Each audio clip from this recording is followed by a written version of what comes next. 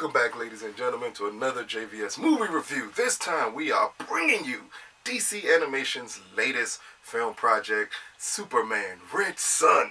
Now, remember this movie was initially talked about being released when we were at New York Comic Con around the time that Wonder Woman Bloodlines came out, which was the last DC animated film before this one.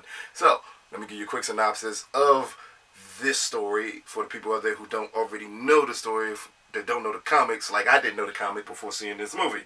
So, what if Baby Kal-El rocket landed not in Kansas, but in the Soviet Union? That is the premise of this Elseworlds tale from DC Comics. Kind of simple, right? I got that for IMDb. It feels way more simple than this movie is. But you know what?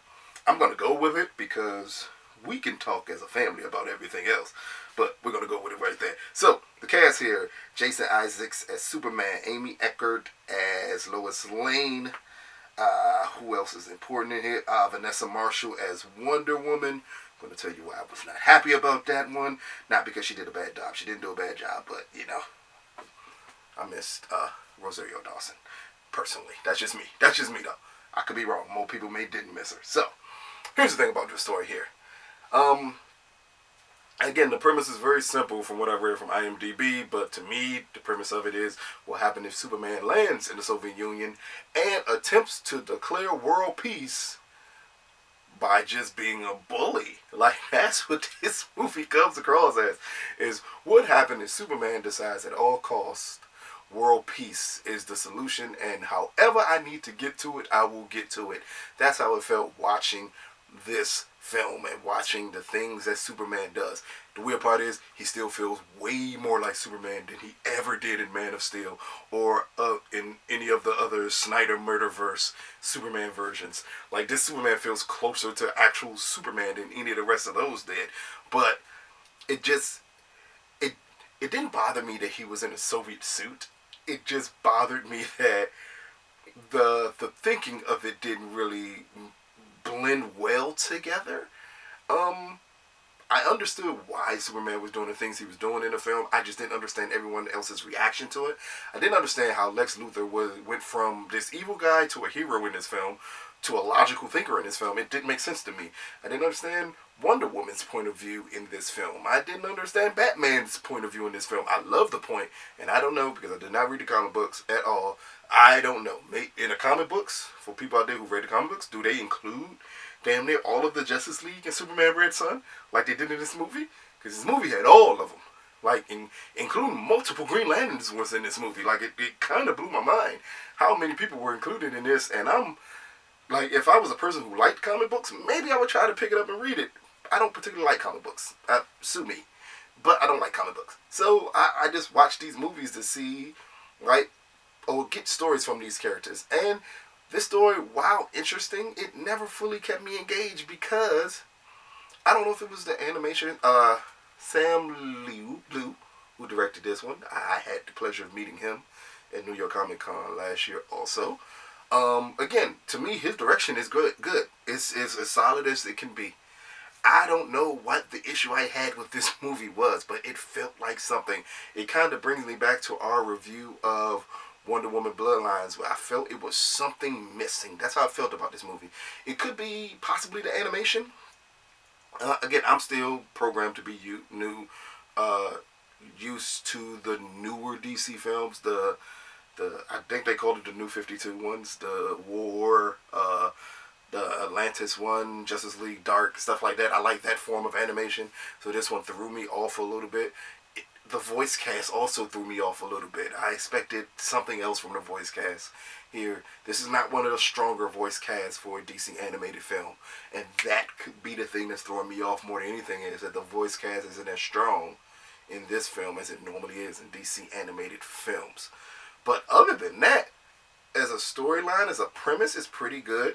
I think it does get convoluted a little bit between the Lex Luthor and Superman storylines and the Brainiac getting thrown in there. Then you have Zack Snyder's Batman, for some odd reason, ended up in this movie. I got a question here for people who've seen Batman from Zack Snyder. is this the Batman that he got all those murderous ideas from? Because as this Batman was murdering people, the first thing I thought of, wow, that's Murder Bat from like BVS and stuff. So I mean, maybe this is where Snyder got his idea to make Batman a murderous killer is from this movie, and it feels like it. And I didn't enjoy Batman because boy was he illogical in this movie.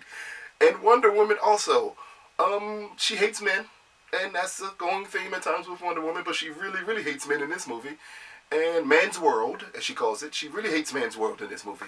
And she's mad at Superman, but the whole time Superman is taking the actions he's taking, his actions make sense.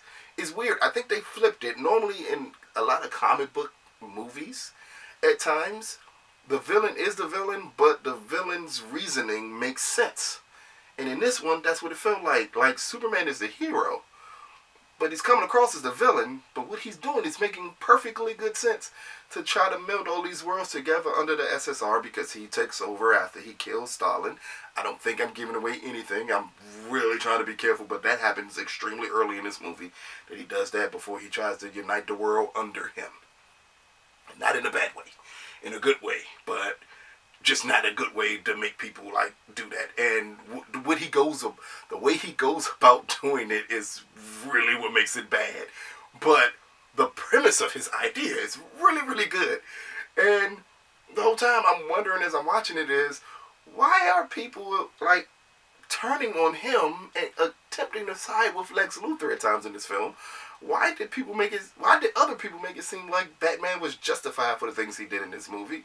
It's just a lot. Man, again, I don't know if the comic book series, maybe it stretched out over multiple issues.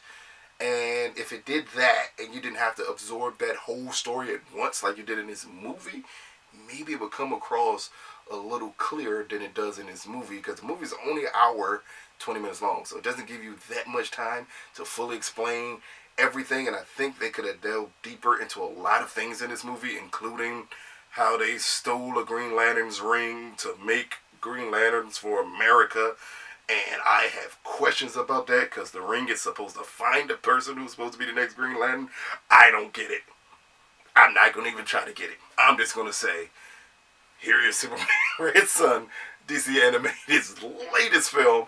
Out of a 1 to 10, I'm going to give Superman Red Son a 6.5. Yeah, 6.5, that's not too bad. I'm going to say a 6.5. Out of the last 3 Superman movies, and also DC, cut it. Please, let's skip any more Batman or Superman movies.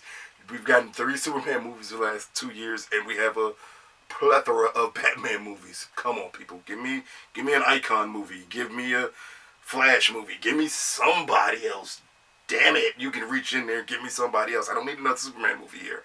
And this is the weakest out of the last 3 Superman movies. So, Superman Red Son, 6.5. This has been another JVS movie review. Please check it out. It is out digitally now. I don't know when it will appear on DC Universe. Probably sometime in 2021, because they take forever to put stuff over there.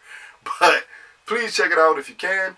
Leave your comments below. Help me out here. Maybe I'm missing something that is in the comics that I'm never going to read. And also, please somebody inform me that Zack Snyder stole this Batman for BVS, because boy does it feel like it. Peace, people.